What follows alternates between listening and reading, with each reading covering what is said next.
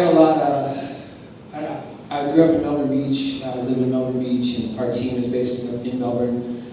And I have a lot wrapped up in Orlando, and I was living in Orlando when this whole thing started in 2006.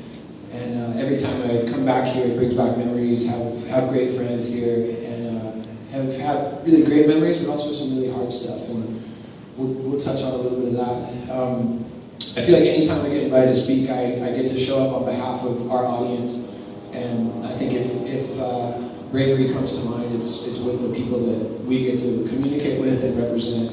And really, I think, you know, if you hear nothing else, I think what we're about and what I hope to be about is just letting people know it's okay to be honest. It's okay to ask for help. And you know, we put a story out there in 2006, and it was just a story of 5 days spent with a friend here in Orlando. She was struggling with drug addiction, depression, self-injury, suicide.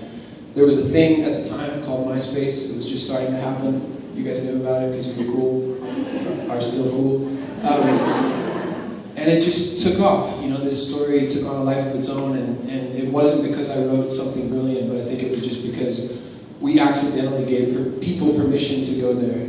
I think just by putting this stuff out there, and my friend Renee, her story was painful. So much of it was painful, and yet it was also hopeful, and she was this incredibly beautiful, gifted girl.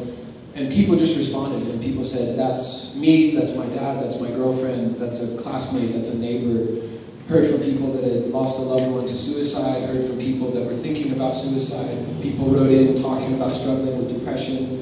And there was just kind of this common thread that emerged as these messages kept coming in, and it was just people saying, this is a part of my story that nobody knows.